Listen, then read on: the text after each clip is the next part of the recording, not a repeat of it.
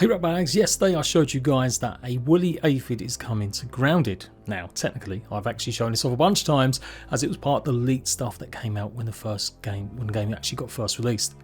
Now, the reveal we did see was on the Extra Lives dev stream, which meant I couldn't actually see all of the full screen as they had their camera on that first. And then they went and posted it on their socials, so here's a better look, and it definitely revealed some new stuff. You guys also highlighted to me that I should have paid more attention, because there's a lot of stuff we missed, especially with the woolly aphid itself, and absolutely, in my eyes, how we're going to see lots of ant queens returning. The main thing I missed, let's go for that. You can see in the top right corner them distinct, very green kind of puddles. If we zoom right in, that is the theory at the moment that they are going to be toxic pools. During some of the early interviews and questions just when Grounded 2 was releasing, I do believe their producer mentioned something, or someone did, about the fact there's going to be weird creatures coming from or maybe close or underneath the toxic areas. Now, veterans of Grounded 1, we all know about the infected zones, right? Or even the haze with all of the infected creatures running around there.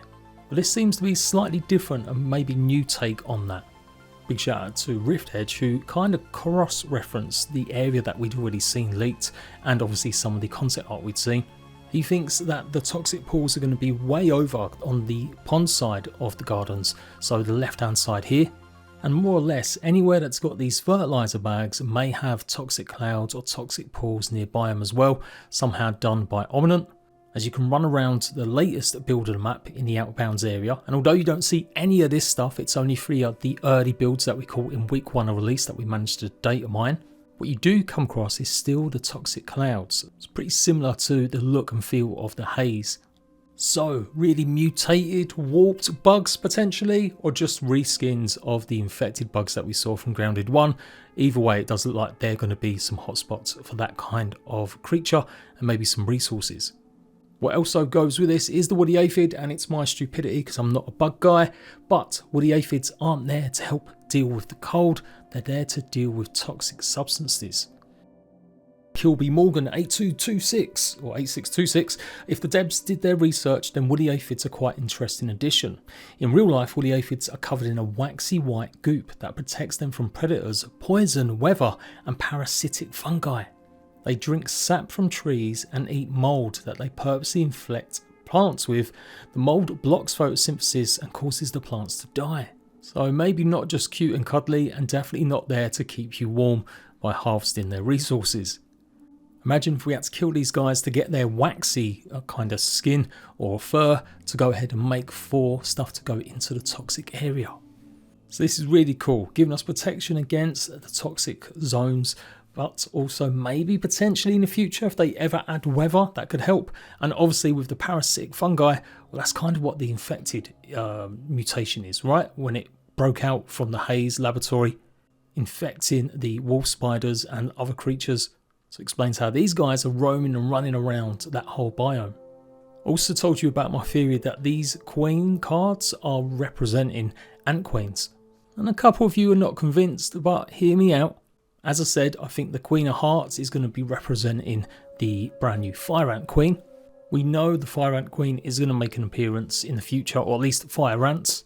This shot of the Fire Ant armor was actually put out by Xbox on day 1 of the actual release, or part of a news article for Grounded 2, and then swiftly removed. And there's lots of evidence in the files that suggests, yes, there will be some new Ant Queens being added, but with a twist that we'll probably be fighting them or doing something a bit different. And the same goes for the Queen of Spades, obviously black, so that's going to go with the Black Ants. Again, we pretty much know the Black Ants are coming, as they were obviously in some of them early test or versions that we weren't meant to access in the data files, but also in one of the more recent builds of Grounded. As long as you got out of bounds, you could find them roaming around on the north side of the flower and the Burgle statue. And there's clearly finished armor pieces as well that go with these too. You guys were questioning, well, how do we know that the Queen of Hearts represents the Fire Queen? And the Fallen card, the card that's face down, represents the regular Ant Queen that is tied to the ceiling of the Spider versus Anthill. If you haven't seen that yet, go and check it out, explore all through, and you will find a big massive ant queen literally been killed or tied up by the spiders on the ceiling. So that's what that represents to me, and 100% guaranteeing this means that we're going to get ant queens very soon. So that's pretty much the stuff we missed, but what about the rest of the garden area? If you roam around it at the moment, if you've still got a save that's out of bounds, it's pretty much empty. Like maybe a few tiny little things here and there, but it doesn't look very full at all. There is even a possibility that these pools of water that we assumed would be water could end up being toxic, maybe liquid. Now the access to this place does seem to be via the wall. Again, that's on the north left hand side of Burgle and obviously Wendell statue. You've seen it with the woodpile area. Keep going along there up to the garden wall, and there seems to be some entrances that have been worked on to take us through. It does seem though they have changed a lot. There was a lot more ant tunnels on the sides that we probably explore first, like I said, near that woodpile area, but they seem to have been moved or changed. There's a lot more stuff now going on in the gaps between the wall and on the other side in the actual gardens. Kind of hope they do still keep this idea of the black and regular ants fighting. That was always meant to be a thing in Grounded 1, and they kind of nerfed it a bit because some of the ants were escaping and they just made sure they never really come into contact with each other anymore. But here, from the footage that I actually got a little while ago, you can see, yeah, the black ants are still pretty strong. We don't know if they're going to be tier 2 or tier 3, as there's conflicting info about their armor sets and some of their resources.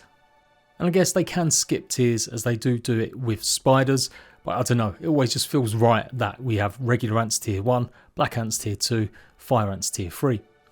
But with black ants now having maybe new acid attacks, that could alleviate them to something a bit higher. Although it does sound extremely similar to the fire ants abilities as well. I'm sure some bug nerd's going to point out that both can do it.